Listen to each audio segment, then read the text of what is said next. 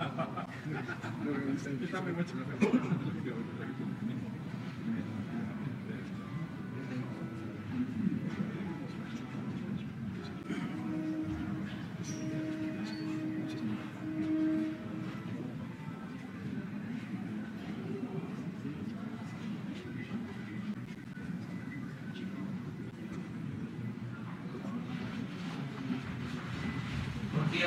días.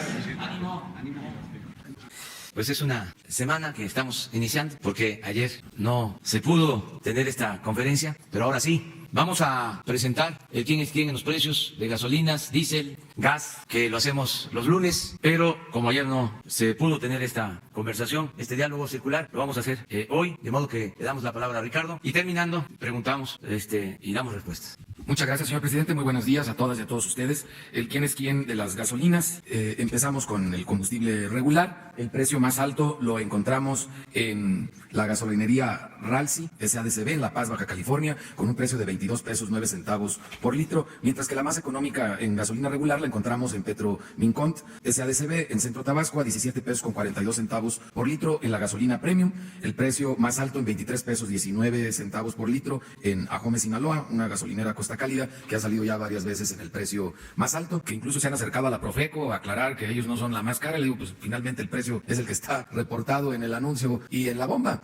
aunque ellos alegan que su costo no es tan alto y su margen en consecuencia tampoco. Sin embargo, pues los hechos ahí se constatan y lo que interesa al consumidor es el precio final que se está ofertando el combustible. Por eso Costco Gas SADCB en Centro Tabasco tiene el precio más bajo. En general Costco está ofreciendo un muy buen precio en los combustibles y en Premium 19 pesos con 16 centavos por litro. En la gasolina, en el diésel, Ralsi SADCB en La Paz, Baja California, con el precio más alto 23 pesos con 27 centavos y el precio más económico en 19 pesos con 9 centavos por litro en Cunduacán, Tabasco, servicio Cunduacán SADCB. Y si lo vemos ya en forma conjunta por marcas, tenemos que los precios en promedio más altos los tiene Chevron, Arco y Redco, que ya ha sido una constante en las últimas semanas, y los más económicos, al igual como una constante, Orsan, Golf y Lagas. Y si vemos el trabajo de verificación en el tema de combustibles, realizamos el sorteo, verificamos 125 gasolineras, de estas 5 se negaron a ser verificadas y pasan al paquete para hacer la verificación con fuerza pública. 31 bombas fueron inmovilizadas porque se encontraron diferencias, no se encontraron rastrillos esta semana.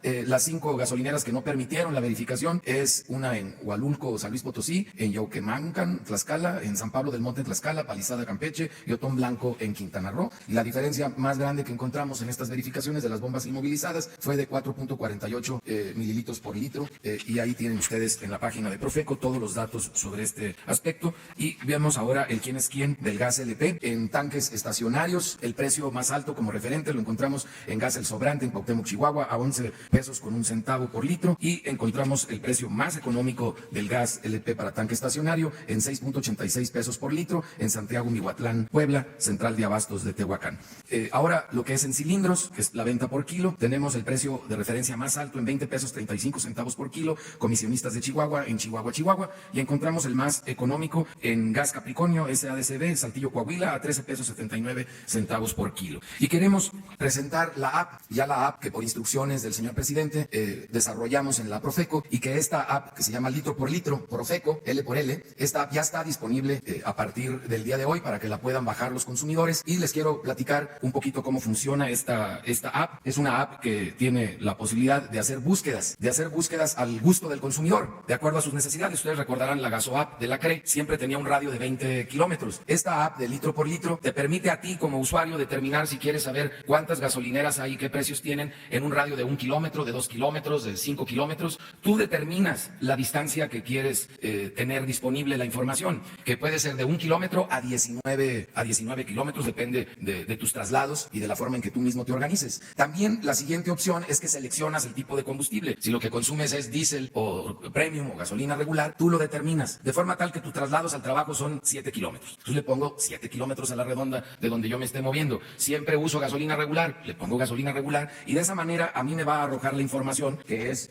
la siguiente diapositiva, me va a arrojar en esas determinantes, con los tipos de combustibles que yo determiné, que pueden ser los 3 y así lo quiero, y la distancia que yo determiné hasta 19 kilómetros, me va a indicar la app cuáles son la gasolinera más cara en ese radio, cuál es la más barata y dónde están ubicadas todas las estaciones con un precio promedio. Y además de eso, me va a indicar cuáles son las estaciones que no tienen información porque está cerrada o no tiene el tipo de combustible que yo estoy buscando. En el caso particular del diésel, hay muchas gasolineras que solo expenden regular y premium, no tienen diésel, entonces no aparecería cuando yo pongo esa determinante. Y lo más interesante es que en la misma app van a poder presentar quejas o denuncias formales ante la Profeco y le vamos a dar seguimiento a esa denuncia y esa queja también por medio de la app. En lugar de trasladarse a una de las oficinas de Profeco y presentar formalmente la queja, sería presentada formalmente a través de la app. Y si nos permiten accesar a su ubicación, que es parte de la app, en ese momento, si están en la gasolinera, pues nosotros podemos ya programar incluso la verificación porque podríamos constatar todos los datos. Las denuncias y quejas pueden ser anónimas, si así se decide, o el consumidor puede dar toda la información, incluso el recibo del consumo del combustible. Y de esa manera le daremos el tratamiento de queja o de denuncia. Las denuncias podrán ser anónimas, las quejas pues ya viene con la formalidad incluso del recibo de la compra del combustible. Lo que ha buscado el señor presidente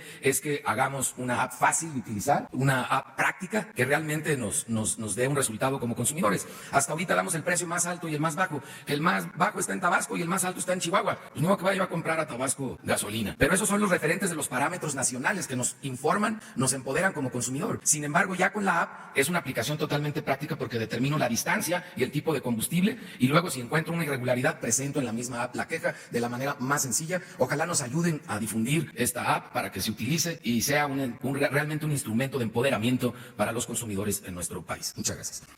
Bueno, pues ya entramos. Bueno, es muy importante este sistema de información, de empoderamiento, esa palabra que se ha puesto de moda en los últimos tiempos. Empoderamiento, que el ciudadano pueda tener información para decidir. Esto es competencia y permite pues que los que prestan servicios no abusen y que al final de cuentas sean los consumidores los que decidan. Este sistema nos ayuda, no olvidemos, a cumplir con el compromiso de que no aumenten los precios de los energéticos, porque podemos estar garantizando precios justos, no elevados en Pemex, pero los márgenes de utilidad a veces son excesivos en la distribución y esto ayuda para mantener los precios. Hasta ahora se ha logrado el propósito de que no haya aumentos en términos reales, pero con todas estas medidas vamos a continuar y agradecemos mucho a Ricardo por la manera en que se lleva a cabo este ejercicio semanal y cómo se van ampliando los mecanismos de información a los ciudadanos. Bueno, entonces abrimos la sesión de preguntas y respuestas. ¿Usted? Soy Miguel Reyes Rasos, yo trabajo para la Organización Editorial Mexicana, El Sol de México, señor presidente. El día de hoy me preocupan los niños, de los que usted se refirió tempranamente en su discurso de ayer por la tarde, la preocupación por los niños. En el caso de esta niñez nuestra que heredará o será portavoz, es simiente de la cuarta transformación, ¿cómo hacerlo con su salud? Un médico mexicano oaxaqueño de Nochislán, llamado Miguel Cruz López, que desde niño le decía a su madre, peíname como don Benito, y así lo pintaba, así lo peinaba. Se fue a estudiar, vino a México a estudiar y luego fue a Cincinnati a graduarse y se hizo discípulo del doctor Cumante, que hace pocos años desapareció. Ha trabajado con los niños en sus edades de 10, 11, 12, hasta la adolescencia o la preadolescencia. Y los haya obesos, hipertensos, diabéticos, gravemente con una pésima dieta, por una ingestión indebida de azúcares, refrescos, etcétera. Enfermos, los niños en el Estado de México, niños del Estado de Morelos y niños del Distrito Federal. O investigaciones con el doctor Rafael Camacho Solís y que ha hecho con el propio doctor Ruy Pérez Tamayo, cuya obra está editada, señala con sus colaboradores el doctor Ruy Pérez Tamayo, el amado anatomopatólogo, discípulo de Isaac Costero, de la inmigración española, la gran dificultad de los niños. ¿Qué hacer entonces, señor presidente, en esta preocupación por transformar radicalmente y en especial la niñez en materia de salud? ¿Qué cruzada? ¿Qué hacer para ello con la educación? Muchas gracias por su respuesta. Sí, primero decir que es un honor que esté aquí este señor Miguel Reyes Rasos, uno de los mejores periodistas de los últimos tiempos en nuestro país. Me da mucho gusto que nos acompañes. Sí, es un tema importante, todo lo relacionado con la salud. Ayer hablé de eso, podría decir que es una asignatura pendiente. No hemos podido atender bien el problema de la salud y por eso desde este fin de semana inicio una gira por todos los hospitales del sistema de atención a población abierta del Seguro Social. Son hospitales que se crearon hace 40 años del programa IMSS-Coplamar y fueron cambiando de nombre y de esos hospitales dependen, que es un segundo nivel de atención, dependen alrededor de 3.500 unidades médicas que están ubicadas en las comunidades más pobres, marginadas del país. Entonces me voy a reunir en los 80 hospitales que hay con todo el personal médico, auxiliares, auxiliares, enfermeras, médicos, trabajadores de la salud, porque queremos iniciar el fortalecimiento del sector salud. Ya se creó el Instituto de Salud para el Bienestar, que es el que queremos que atienda a la población abierta, que no tiene seguridad social, que es más de la mitad de la población del país, que no está en el seguro, que no está en el ISSSTE. Este es el nuevo sistema. Para eso iniciamos con estos hospitales, con estas unidades médicas, poniendo el énfasis en la medicina preventiva, que tiene que ver con tu preocupación, y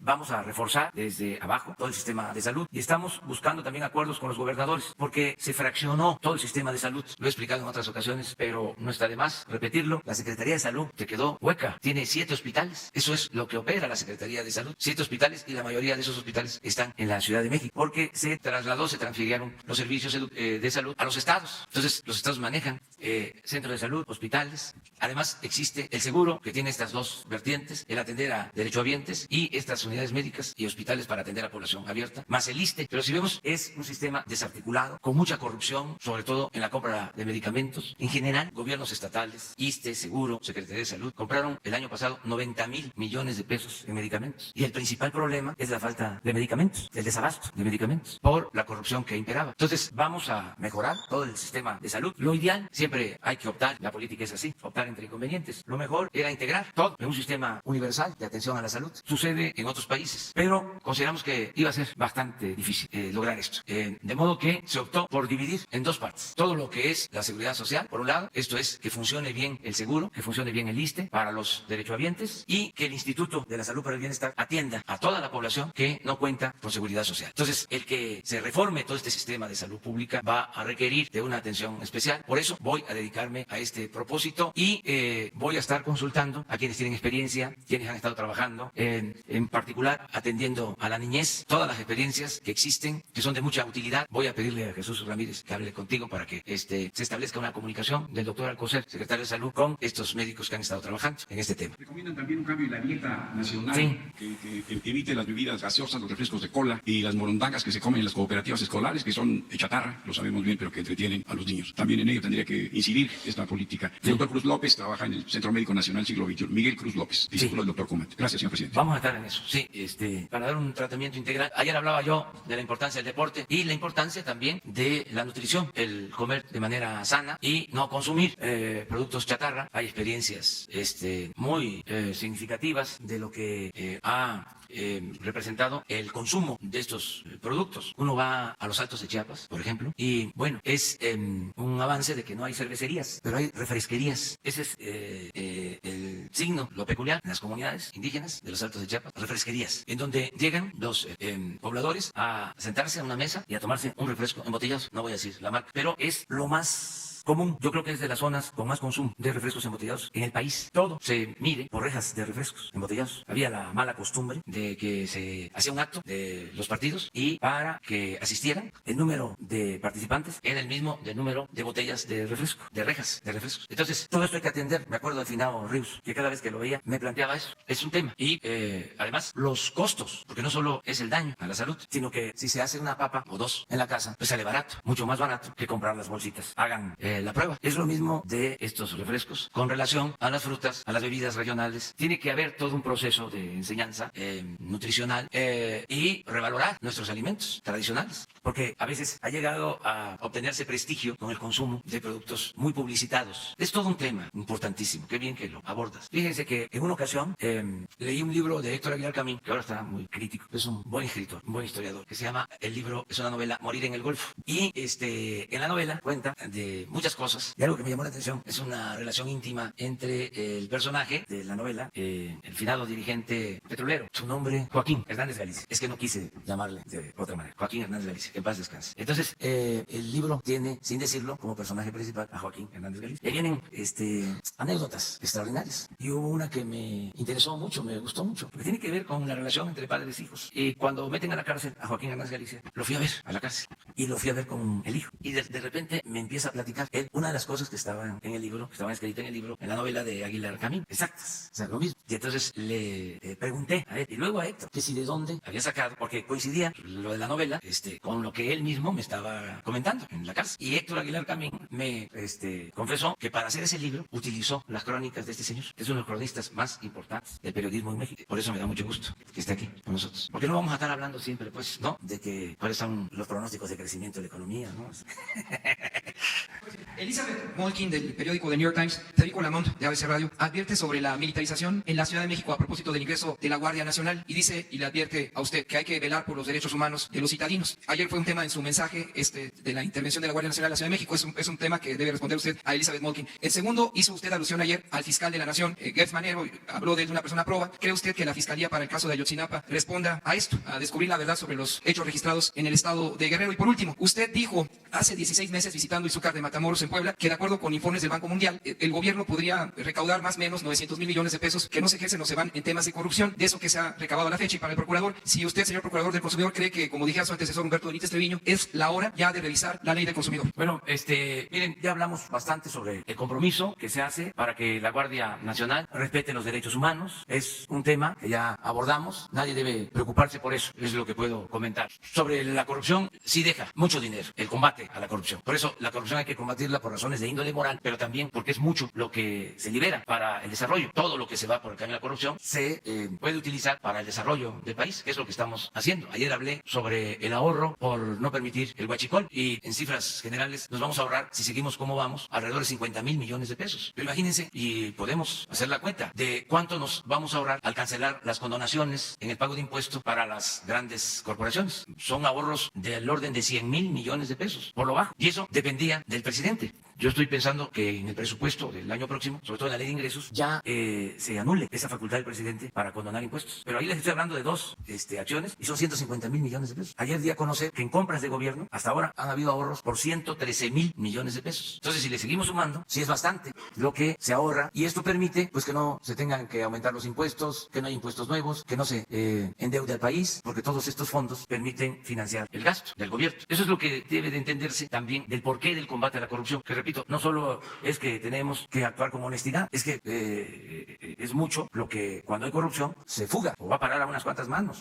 Además, nada ha dañado más a México que la corrupción. Es la causa principal de la desigualdad social y de la desigualdad económica, la corrupción. En una ocasión hablamos de cómo nos enseñaban en la escuela, en la Facultad de Ciencias Políticas, que se acumulaba el capital, porque el burgués, el dueño de los medios de producción, explotaba al trabajador y esa ganancia, esa plusvalía, se iba acumulando y se convertía en riqueza. Era la explotación del hombre por el hombre lo que llevaba a la acumulación del capital. En el caso de México no aplicó así, no fue así del todo. En el caso de nuestro país, las grandes fortunas se hicieron al amparo del poder público y mediante la corrupción. De repente surgieron nuevas camadas de ricos. Pero además, esto en general, cada 3 años, en el caso de presidentes municipales, cada 6 años en el caso de gobernadores, cada 6 años en el caso de presidentes y sobre todo de allegados al presidente, de traficantes de influencia. Si el presidente tomaba una decisión de transferir bienes públicos a personajes cercanos a él, pues se hacían negocios jugosísimos, se les entregaban bancos. Hubo un tiempo en que a un banquero, no a un banquero, a un neobanquero, le entregaron un banco y dijo, yo que siempre soñé con robarme un banco, ahora me entregan para mí solito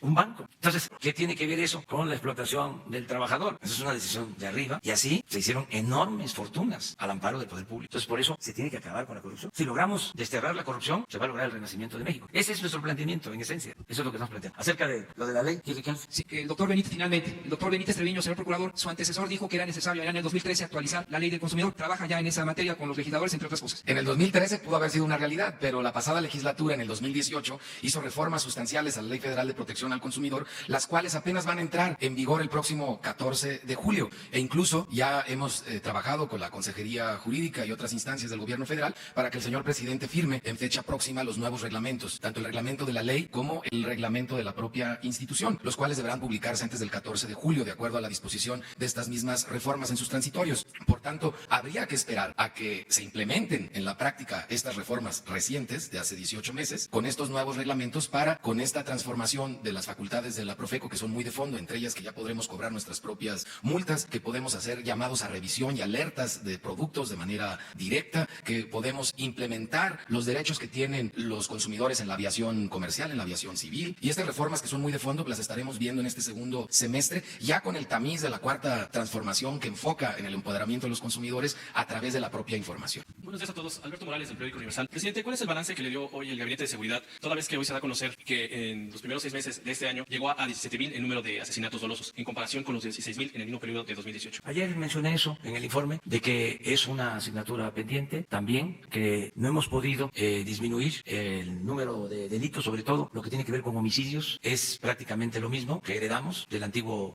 régimen, y estamos haciendo el compromiso de aplicarnos ahora con la Guardia Nacional y con otras acciones, y estoy convencido de que vamos a entregar mejores cuentas. ¿Pero a qué se debe que no ha podido avanzar en este tema? Porque pues es una herencia, no quiero agregar un adjetivo, pero es algo que se enraizó, se abandonó la seguridad pública, no se atendieron las causas, se dejó de proteger a la población y sobre todo se abandonó a los jóvenes. Los jóvenes se convirtieron en un ejército de reserva para ser enganchados por la delincuencia organizada. Lo único que hicieron fue etiquetarlos como ninis que ni estudian ni trabajan, pero no se hizo nada por ellos. Y hubo mucho problema en todo el periodo neoliberal de desintegración familiar, mucho problema, porque se da a conocer y es notorio que no funcionó la política económica, porque no hubo crecimiento. Es notorio que creció la corrupción, es notorio que creció la pobreza, es notorio que creció la migración en todo el periodo neoliberal, pero se conoce poco del daño que causó la política neoliberal en la desintegración de las familias, en la descomposición social. Entonces eso hizo que se arraigara la delincuencia, agregando el contubernio con las mismas autoridades, la impunidad, la corrupción y lo que es también evidente, no había una política para proteger a los ciudadanos, no existía. 10,000 elementos de la Policía Federal, era todo, porque el Ejército y la Marina no podían utilizarse para la seguridad pública, se utilizaban para operativos especiales, para detener a personalidades de la delincuencia, pero no había protección a los ciudadanos. Por eso, lo de la Guardia Nacional. Yo estoy seguro de que vamos a poder disminuir la incidencia delictiva. Lo hice cuando fui jefe de gobierno. No estaba como ahora, pero también ahora tengo más instrumentos, tengo más formas de atender el problema. Cuando fui jefe de gobierno, llegué y se robaban 120 vehículos diarios, y cuando terminé, bajé en 30% el robo de vehículos, 75, 80 vehículos diarios. En homicidios, que no era lo mismo, pero encontré el gobierno con un promedio de 3 homicidios diarios y los reduje a 1.8, a 2 homicidios diarios en la ciudad. ¿Cómo lo hicimos? Pues igual que como ahora, atendiendo las causas primero y con coordinación, con profesionalismo y perseverancia. El no delegar, el que yo, como tú lo acabas de mencionar, reciba diariamente el reporte de los delitos diarios que se cometen en las últimas 24 horas, en dónde, cuál es el comportamiento por ciudades, por regiones. Todo eso nos va a llevar a que tengamos buenos resultados. Último, presidente, solamente preguntarle, hace unos minutos el Senado acaba de aprobar la ley de austeridad, su opinión, pero también hay un artículo que le da a usted la facultad, precisamente hablando de los ahorros, de decidir dónde se van a destinar esos recursos. Sí, pues celebro que se haya aprobado lo de la extinción de dominio y lo que nos va a permitir el buen funcionamiento del instituto para devolverle al pueblo lo robado, que es un nombre muy peculiar. Quisimos que fuese así porque ya basta de tecnicismos. Si se le pone instituto para administrar bienes confiscados de procedencia ilícita, no se entiende. Entonces ya también hay que ir cambiando los términos, los conceptos, las palabras, regresar al castellano, hablar Castilla, como se decía antes. Y por eso el instituto se llama así, Instituto para devolverle al pueblo lo robado. ¿Y cuáles son las ventajas? De que antes se confiscaban bienes y se tenían esos bienes en bodegas, se echaban a perder, se gastaba muchísimo en mantener aviones decomisados, vehículos, ranchos, joyas, de todo. Al final no se sabía en qué quedaba todo eso que se recogía, que se confiscaba a la delincuencia, tanto la delincuencia común como la delincuencia de cuello blanco. Entonces ahora va a haber un plazo de menos de un mes para que ese dinero o esos bienes se puedan convertir en dinero y se entreguen a la gente, se le entregue al pueblo. Eso es muy importante en la ley. Entonces aquí en la mañana se va a informar de lo que se confisque. Yo tengo el informe cada semana de lo que obtiene el Ejército, la Marina, desde luego las policías, vehículos, aviones, joyas, dólares. Y lo que queremos es informar en estos 15 días, para no hacerlo cada semana, se confiscó esto. Ya se hizo el avalúo y este dinero va al municipio de Benito Juárez en Quintana Roo, o a Morelos a Quintana Roo, o a Huachochi, Chihuahua. Eso es lo que se logró ya con esta reforma. Entonces, me permiten, como titular del Ejecutivo, creo que a eso te referías, que podamos decidir a quién entregar esos bienes, básicamente. Porque la administración va a estar en el instituto. ¿Mande? No. Entonces no es lo que tú... Sí, pues es que de una u otra manera ya es una facultad del presidente. Tiene que ver básicamente con Hacienda. La Secretaría de Hacienda tiene la facultad para reprogramar, transferir recursos. No sabía esto, pero yo al mismo tiempo le traslado la facultad a la Secretaría de Hacienda, que es lo que vienen haciendo. Acabamos de tener una reunión porque hicimos una evaluación sobre ingresos y sobre el ejercicio del gasto para hacer una reprogramación precisamente, para hacer transferencias de recursos. No hemos todavía llegado a los números últimos, finales, pero sí, por ejemplo, vamos a incorporar en el presupuesto de este año el inicio del programa La Escuela es Nuestra, que va a significar entregar de manera directa los fondos para el mantenimiento de las escuelas a la Sociedad de Padres de Familia. Ese programa va a surgir de ahorros por austeridad, va a ser financiado de esa manera, básicamente. Gracias, presidente. Buenos días. Daniel Blancas, de Crónica. Yo quisiera retomar un tema que ha puesto sobre la mesa Ricardo. Es un tema que dio pie a un reportaje que hicimos en el diario sobre la inseguridad, sobre la vulnerabilidad de los tanques de cilindro, que ya ha derivado desafortunadamente en tragedias, y que hoy, presidente, estuvimos revisando las leyes, la normatividad. Hoy no hay ninguna autoridad en el país que se encargue de revisar el estado físico de los cilindros de gas. La pregunta concreta es, ¿cuál es la estrategia que seguirá el gobierno a su cargo para supervisar esta situación que representa un riesgo para la gente? Como menciona el señor presidente, fallida reforma energética, entre otras de las cosas que no consideró, fue el aspecto de la renovación de los cilindros de gas LP, que es lo que más se consuma y que se estima alrededor de 33 millones de cilindros en el país, de 20, 30 y 40 kilogramos. Esto se hacía mediante un fideicomiso que con la reforma desapareció y se pensaba que el mismo mercado iba a regularlo. Sin embargo, en los hechos estamos viendo que no sucede así. Por tanto, a través de la Secretaría de Economía ha tenido a bien la doctora Graciela Márquez Colín iniciar los procesos junto con la CENER, con Rocío Nale, la secretaria de Energía, la conformación de una nueva norma oficial mexicana que está en proceso y esperemos que a finales de año pueda ser publicada, que esto dará facultades a la Profeco, entre otras instancias, para constatar en el mercado que efectivamente se renueven los cilindros que no tienen condiciones de seguridad para los consumidores. Entonces, ¿ya es un hecho que será la Profeco la institución encargada de supervisar los cilindros de gas? Ya lo hacemos nosotros en sitio, pero sin las facultades de norma plenamente determinados, y lo que hacemos es inmovilizar del comercio esos cilindros, pero no hay por la norma la facultad de obligar a los distribuidores a renovar esos cilindros, y tiene que ver mucho por la falta de identificación plena de los cilindros. Por eso la nueva norma está contemplando el troquelado de las marcas en los cilindros. Pero algunos proveedores, algunos gaseros dicen que troquelar o marcar los tanques va en contra de la competitividad que favorece a las grandes gaseras y que pueden absorber los tanques de los pequeños y medianos. Hemos hecho un análisis en el mercado a nivel mundial y en todos los países en los cuales hay troquelado de los cilindros se garantiza la seguridad de los consumidores y no se ha alterado la competencia, y eso está aprobado en varios países del mundo. Entonces no hay elementos en la práctica que avalen esa aseveración que hacen sobre todo un grupo de gaseros. Pero este grupo de gaseros es el que maneja el 70% de los cilindros a nivel nacional. No, es importante. Ese grupo de gaseros es el que maneja el volumen más pequeño de distribución, menos del 5% de la distribución de gas LP en el país. Realmente la inmensa mayoría está consciente de la estadística que nos confirma el mundo, de que se logra una buena competitividad y que además se garantiza la seguridad de los consumidores. ¿A qué grupo te refieres, Ricardo? Digo, mejor que hablen ellos, porque pues, ellos han externado de manera privada sus inquietudes. Si lo quieren hacer de forma pública, que lo hagan ellos. Perfecto. Bueno, y la otra pregunta, presidente, tiene que ver con lo que usted ayer enumeró. Hizo una serie de enumeraciones respecto a indicadores de economía.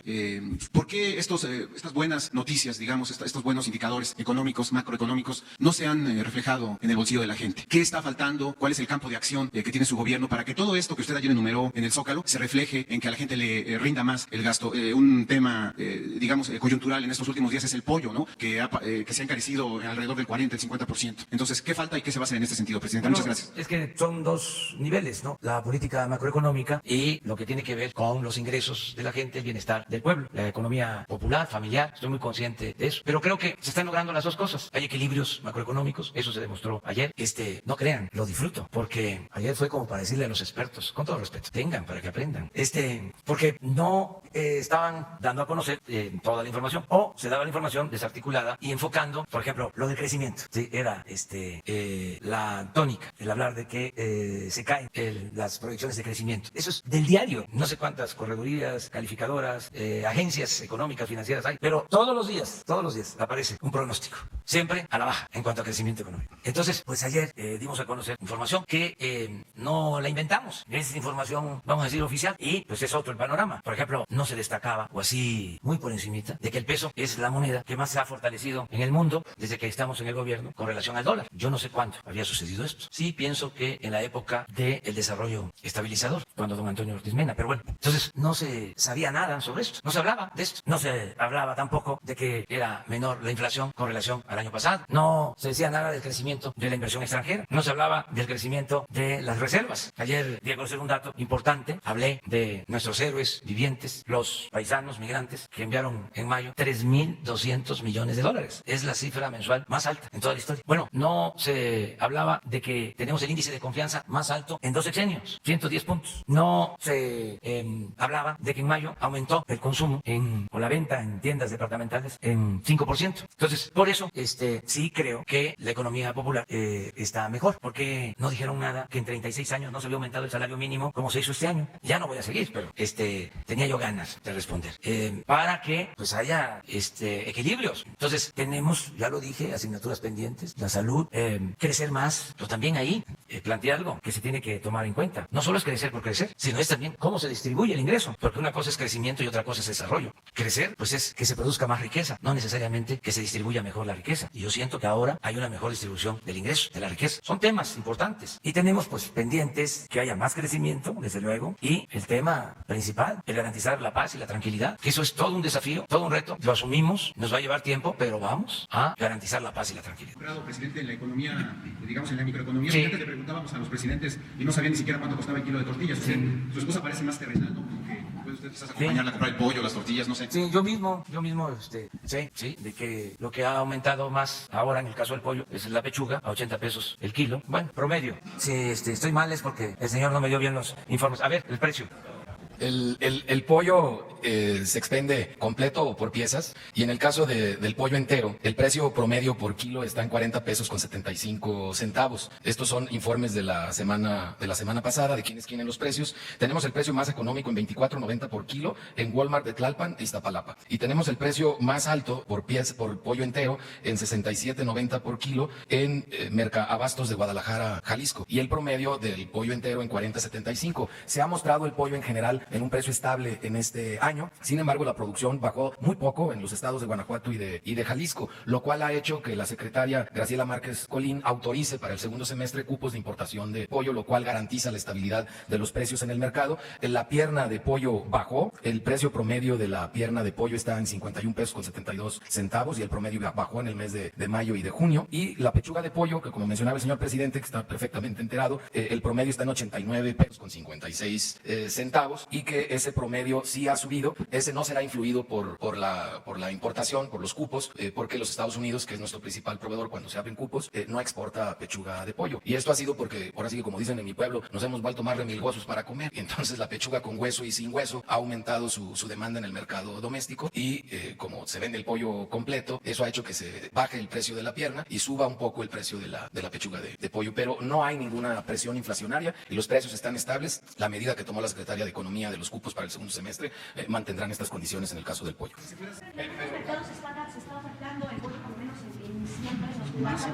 No, la pechuga de pollo la encontramos en San Luis Potosí en 149 pesos el kilo. Por eso hablamos de promedios.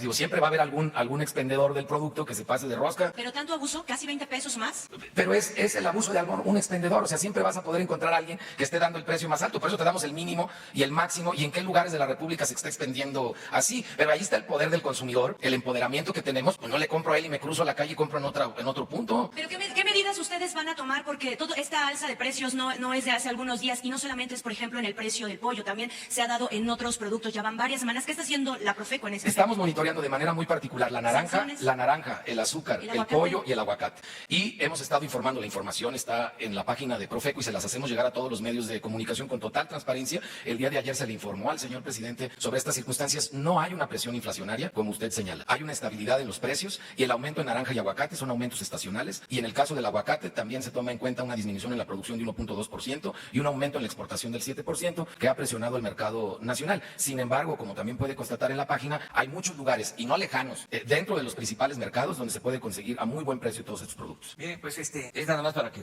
no le atiné del todo, pero sí estoy pendiente. No, aparte de lo del mercado y de andar preguntando, soy mirón profesional y tengo que estar enterándome. Además, eso es lo bueno de las giras y de la comunicación con la gente. Esto del pollo me lo plantearon, me acuerdo perfectamente, en Nesa, hace unos días. Fueron una asociación de distribuidores de pollo de aquí de la Ciudad de México a pedirme que se hiciera algo porque se estaba bajando el consumo. Ellos tenían sus expendios y la gente no estaba comprando porque estaba muy caro el pollo y que no se les estaba atendiendo. Entonces, ayer vinieron a las 6 de la mañana y se les puso en comunicación con la jefa de gobierno. Todo esto lo hacemos permanentemente. Entonces, es muy bueno el tener la comunicación con la gente. Aquí es importante que se tenga el dato de que ha bajado en el periodo la inflación, que de una u otra manera sirve para medir el comportamiento de precios. Un punto, era 5% en el periodo anterior y es de 4%, inflación. ¿Y saben por qué? Independientemente de lo que aquí se mencionó, del aumento en el pollo, el aguacate, el azúcar, que tiene toda la información Ricardo. Pero lo que ha ayudado mucho para que no se dispare la inflación es que hay control en los precios de los energéticos. Y eso no se dice. Si no aumenta la gasolina, y no aumenta el diésel, y no aumenta el gas, la luz, en términos reales, hay control. Entonces estamos procurando que no haya inflación, porque así, aunque mejore el salario, no hay más capacidad de compra. Entonces sí consideramos que en estos meses se ha fortalecido la economía popular. No hay deterioro en la economía popular. Claro, es tanto el rezago, pues es cosa de que se repita, que hace 25, 30 años un salario mínimo alcanzaba para comprar 55 kilos de tortilla. 55 kilos de tortilla, un salario mínimo. Y gracias a la política económica neoliberal, ahora un salario mínimo, a pesar del aumento que no se daba en 36 años, de 16%, de todas maneras el salario mínimo alcanza para 6 kilos. Eso en promedio, porque también en el caso de la tortilla hay desde 10 hasta 18 pesos el kilo. Entonces, ¿cómo recuperar todo lo que perdió el salario? La pérdida del poder adquisitivo del salario. Pues tiene que ser un proceso gradual, poco a poco. Pero de eso tampoco se habló mucho. Les decía que ahora que hay el propósito de ayudar en los países de Centroamérica para atemperar el fenómeno migratorio, me puse a indagar sobre el salario mínimo en El Salvador, en Guatemala, en Honduras, y es casi del doble del salario mínimo de México. ¿Hasta dónde caímos? Y todavía están defendiendo ese modelo antipopular, entreguista, corrupto. Claro, todos tenemos derecho, ¿no?, a expresarnos, a manifestarnos. Qué bueno que hay oposición para que haya contrapesos y nadie se sienta absoluto. Por eso dije ayer que luchamos por construir una auténtica, una verdadera democracia, no para establecer una dictadura. Las libertades son sagradas y esto que estamos haciendo pues es un ejercicio de libertad. Buenos días, señor presidente. Alberto Rodríguez, de Noticias. ¿Tiene algún comentario sobre lo que dijo el presidente estadounidense Donald Trump el fin de semana y también lo repitió este lunes sobre que México está haciendo un buen trabajo para impedir que esté entrando personas de manera irregular a su país y que en este momento, así lo infirió, que en este momento está descartada la imposición de aranceles a sus productos? Esto por un lado. Y por otro, estos 22 compromisos que quedan por cumplir, no sé si nos puede dar detalle de qué se está haciendo para que se cumplan y si tiene una proyección de cuándo quedarán completados. Gracias. Sí, pues yo celebro que el presidente Trump esté reconociendo que estamos haciendo un esfuerzo para cumplir el compromiso de aplicar nuestras leyes y sin violar derechos humanos, disminuir el flujo, la corriente migratoria y que al mismo tiempo se esté aceptando, porque tengo entendido que lo dijo ayer, que firmó un acuerdo para que se destinen recursos a la atención de migrantes. Celebro que se vaya internalizando el propósito de atender el fenómeno migratorio mediante la creación de empleos y con la cooperación para el desarrollo. Entonces, el que haya dicho que se aleja la amenaza de imponer aranceles, lo celebro, porque no queremos la confrontación. Lo dije ayer y lo voy a seguir reiterando. Vamos a evitar la confrontación, vamos siempre a buscar el diálogo. No queremos guerra de aranceles, no queremos guerra comercial, no queremos la confrontación. Ayer, por ejemplo, estuvo muy bien el peso, también le fue bien a la Bolsa Mexicana de Valores. Todo esto influye y sobre todo da confianza. Por eso agradezco incluso que el presidente Trump está dando a conocer que se está cumpliendo con el compromiso y que no hay amenazas aranceles. ¿Cómo se entiende esto si yo lo veo como una afrenta? No, a mí lo que me importa es que no se afecte la economía y el bienestar de los mexicanos. Eso es lo que me importa. Que no se generen conflictos y yo creo que a todos los mexicanos nos interesa que no tengamos pleitos, no tengamos confrontación con gobiernos extranjeros. Ya cuando sea pues insoportable, porque esté de por medio la dignidad, la soberanía, pues entonces creo yo, como lo expresé ayer, que todos los mexicanos vamos a cerrar filas y vamos todos juntos a hacer valer nuestra dignidad y nuestra soberanía. Pero no caer en ninguna provocación, ser prudente, nada de balandronadas. Lo cortés no quita lo valiente. Entonces, eso es lo que puedo comentar. ¿Preguntaste sobre otra cosa? Miren, hoy Jesús les va a entregar cuáles son los compromisos que hemos cumplido con la justificación y cuáles son los que tenemos pendientes. Estos 22 que básicamente están en proceso, pero que no los podemos dar como terminados. Yo hice el compromiso ayer que este año van a quedar sentadas las bases para la transformación de México. Este año. Y ya quedamos que nos vamos a volver a encontrar, nos vamos a volver a reunir el día 15 de septiembre por la noche para conmemorar el 15 de septiembre y el Día del Grito de la Independencia. No, es la ceremonia de acuerdo al protocolo republicano.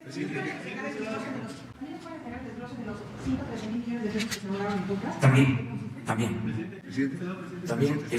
¿cuáles son los ahorros que se han obtenido? También. Pero les adelanto que no cobraron los artistas, no cobraron, se portan muy bien todos, les agradezco mucho, pues fueron los mariachis, las bandas de la defensa de Marina, Margarita, la diosa de la cumbia, que pone muy contenta a la gente y hasta se ponen a bailar, es una artista de primer orden, le gusta mucho al pueblo y ella es muy generosa. Cuando terminé ayer, me esperó, que quería tomarse una foto y estuvimos platicando. Y es todo un personaje y le agradecemos mucho, porque ahora, pues que somos gobierno, si invitáramos a grupos, a lo mejor asistirían y también no nos iban a cobrar. Más adelante lo vamos a hacer, para que todo sea puro violín. Pero lo importante de Margarita, la diosa de la cumbia, es que nos aceptó cuando todavía no éramos gobierno, y hay una gran diferencia. Y todos cooperaron. De todas maneras, pues sí, creo yo que se tiene que pagar lo del sonido, ¿sí? Lo del templete. No hubo reparto de despensas, ni de tortas, ni de refrescos, ni se pasó lista. Eso no.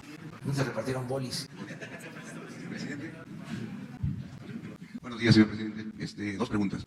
La primera, Urbano Barrera, de Diario Naciones, perdón. El próximo viernes se puso como fecha tentativa la puesta en marcha del gasoducto subterráneo Texas-Tuxpan. Y hay una preocupación en el Consejo Coordinador Empresarial, el presidente Carlos Salazar, de si se va a poner en marcha o no, porque estarían preparando paros técnicos a partir del día 15 de julio. ¿Qué les podría usted comentar a ellos? Si ya entra, ya está terminada la obra, si ya entra porque argumentan que no hay el suficiente gas, y entonces les afectaría mucho. Bueno, decirles que no va a haber escasez de gas, como no va a haber escasez de gasolinas, ni de diésel, nada de eso. Eso está resuelto. Que estamos buscando un acuerdo con las empresas, que se acudió a esta instancia para resolver el problema del contrato de gasoductos, porque se considera de que es perjudicial para la hacienda pública. Esa es la visión nuestra. Yo respeto, desde luego, la visión que tienen las empresas. Pero nosotros tenemos que cuidar el presupuesto. Entonces, se puede llegar a un acuerdo. Se sigue la vía legal, pero al mismo tiempo yo he dado instrucciones al director de la Comisión Federal de Electricidad para que se dialogue y se busque un acuerdo. Y le pido también a las empresas que se considere que se deben de cobrar precios justos. Esto no significa que dejen de ganar, son negocios, pero que se busque estandarizar utilidades, porque en México van a ganar más que en otras partes. Que no estamos a favor de la globalidad, del libre comercio, porque a México se le va a cobrar más que lo que se cobra por estos servicios en otros países. Entonces, es dialogar, entendernos, y yo creo que se va a lograr ese propósito. Estamos en la mejor disposición. Ahí hubo falta de atención al diálogo, no quiero decir de que de parte de ellos hubo falta de comunicación, de entendimiento, pero todavía es tiempo de lograrlo. También no conviene, porque no es cierto, el estar diciendo de que nos vamos a quedar sin gas, porque hay muchas maneras de abastecernos de gas. Entonces, hay que buscar la solución lo más pronto posible. Yo tengo una reunión con Carlos Salazar para este propósito, el día de hoy, como a las 11 de la mañana, y vamos a tratar estos y otros temas para que haya comunicación, que haya diálogo. O sea, no queremos confrontación, lo dije ayer, es indispensable la iniciativa privada, es indispensable la participación de los empresarios. Además que a nosotros también nos toca representar a los ciudadanos y cuidar el presupuesto, que no haya excesos, pero nos vamos a entender. Muy bien, la segunda, señor presidente, tiene que ver con un poquito la Guardia Nacional. Preguntarle a usted si tiene un plan o una recomendación específica para la atención a los desplazados forzados de la violencia en México. La Comisión Nacional de los Derechos Humanos tiene datos hasta de 340,000 en total y 25,000 específicamente por inseguridad. Quisiera comentarle que en este momento hay comunidades completas amenazadas, la comunidad judía, la comunidad libanesa, la comunidad gitana, a los cuales les cobran derecho de piso, venta de seguridad, los están extorsionando. Su único delito es ser exitosos, ¿no? Y los están poniendo una renta. Ellos no han querido denunciar y quien lo ha hecho se enfrentan a represalias. El caso más reciente es el del 8 de junio de este año, después de que se presentó una denuncia a la comunidad gitana. Arón Bosques Montes fue ejecutado, ¿no? Semana y media, dos en Cuernavaca, Morelos. Hay denuncias muy recientes, como la 03546, también de mayo del 19, y la HG 101-333, 2019, del mes de mayo, que presentó el señor Juan Bosques Angulo, en la delegación Benito Juárez, padre de la víctima. Preguntarle, ¿qué se va a hacer con esto, señor presidente? Se está haciendo, se está atendiendo. El general Bucio ya conoce de estos temas. Sí, se está atendiendo todos los días. A eso se le da prioridad y no aceptamos pues, que nadie sea amenazado y mucho menos que pierda la vida. Eso es nuestra responsabilidad, el evitar que esto suceda. Y todos los días estamos trabajando con ese propósito. En lo que corresponde a la protección de derechos humanos, Alejandro Encinas está dedicado a esto y lo vamos a seguir haciendo. Es parte de nuestra responsabilidad. Gracias, señor presidente. Rocío Jardines de W Radio. Preguntar al presidente, en este mismo tema de la Guardia Nacional, el día de ayer anunció Tabasco que pues amanecieron con 4 camionetas incendiadas, con una manta donde daban la bienvenida a la Guardia Nacional, advirtiendo que a ver cuántos salen vivos. Quiero saber ustedes si están previendo o qué van a hacer para prever precisamente que se dé una guerra con el crimen organizado en los estados, como se dio en el gobierno de Felipe Calderón, y saber qué información tiene al respecto. Gracias. No hay ese propósito. Nosotros no queremos la guerra. Lo dije ayer, se acabaron los exterminios, las racias, las masacres. Nosotros vamos a garantizar la seguridad pública con presencia de la Guardia Nacional para proteger a los ciudadanos. Y pues van a haber desde luego reacciones, pero vamos a actuar con prudencia y al mismo tiempo con firmeza. Esto de las mantas, pues hace relativamente poco pusieron una manta ahí frente a mi casa. Entonces ni modo que ya por una manta vamos a dejar de cumplir con nuestra responsabilidad. Hace algunos días, no me acuerdo.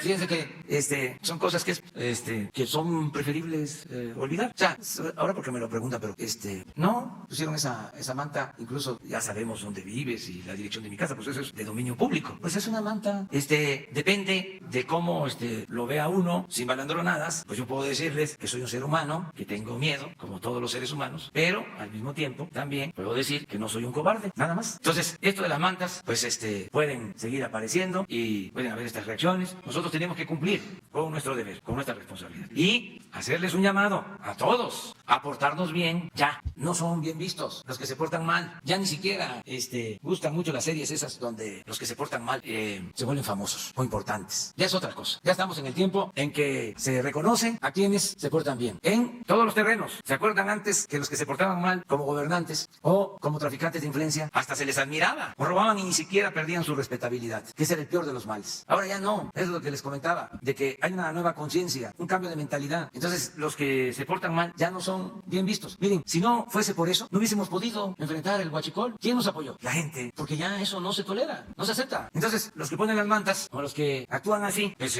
no son bien vistos por la población, por la gente. Además, que se porten bien porque hacen sufrir mucho a sus mamás, a sus familiares. Ahí andan las mamacitas sufriendo porque sus hijos están detenidos o porque no les han hecho justicia, porque uno de los hijos o dos perdieron la vida. Sufren mucho las mamás. Entonces, aportarnos bien todos. Y eso no es valentía, eso de estar haciendo cosas indebidas, haciendo sufrir al prójimo, a nuestros semejantes. Ya, chole con eso. Ya, hay opciones, hay alternativas. Hacer a un lado el lujo barato, esa felicidad efímera de sentirse muy gallitos, prepotentes durante un tiempo, que tienen dinero, un tiempo, porque todo eso es pasajero, que tienen las trocas, las alhajas. Eso no es felicidad verdadera. Eso lo que produce es sufrimiento. La verdadera felicidad es estar bien con uno mismo, estar bien con nuestra conciencia y estar bien con el prójimo. Valores, solo siendo buenos podemos ser felices.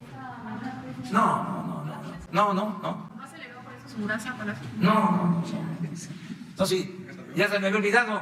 O sea, nada más porque me acordé ahora de esto. Terminamos. Gracias, presidente. Muy buenos días. Presidente de todos los mexicanos, Carlos Pozos, de Petróleo y Energía. El éxito de la Cuarta T descansa en gran parte en la Guardia Nacional. ¿Tendrá usted la cifra de reclutamiento al día de hoy y si se requiere de más elementos para dar estos buenos resultados? Y en este mismo sentido, preguntarle, presidente, ¿qué factor le decidió a que no fuera transmisión en cadena nacional su balance del día de ayer? Bueno, esa es una acertada pregunta. Es que así se acostumbraba antes, transmisión nacional. ¿Cuál es el término? Cadena nacional. Cadena nacional. Sí, cadena nacional. Pues resulta que, regresando de Oaxaca, me entero de que se había decidido eso. Y entonces hablé para que pues no se llevara a cabo esa cadena nacional, porque no tenemos por qué seguir con lo mismo, primero. Y segundo, porque no le quiero dar motivos a los conservadores y a sus voceros. Ya estaban preparándose para la campaña. Pero es por lo primero, porque tenemos que cambiar todo. Es una vía, un camino del todo nuevo. Ya no el camino trillado de siempre. Es romper el molde en el que se hacía la vieja, la antigua política, del antiguo régimen. Romper el molde. No se puede poner vino nuevo en botellas viejas. Eso es lo más importante. Lo otro es también para que no tuviese motivo, que le buscaran más. Miguel sabe, hablando del periodismo de antes, de lo difícil a veces. Para él no, es un extraordinario escritor, periodista. Una de las mejores plumas del periodismo en México, este señor. Sí, Miguel Reyes. Y pero sabe de lo que era el maquinazo, de ir a la redacción y sobre qué escribo. De ahí, para entregar. Entonces me gusta ponérselas difícil a los columnistas, para que no tengan motivo y caigan en el maquinazo. Y ahora ya no es el maquinazo. Y se repitan hasta el ridículo, con todo respeto. Bueno, muchas gracias. Pero faltó lo de la Guardia. Lo de la Guardia es lo que dije ayer, 150 regiones, 70,000 elementos, se va a ampliar a 266 regiones y va a llegar hasta 150,000 elementos. Y ya mañana nos vemos. Nos vemos muy bien, me da mucho gusto verte bien. Muchas gracias. Bravo. Periodista. Sí.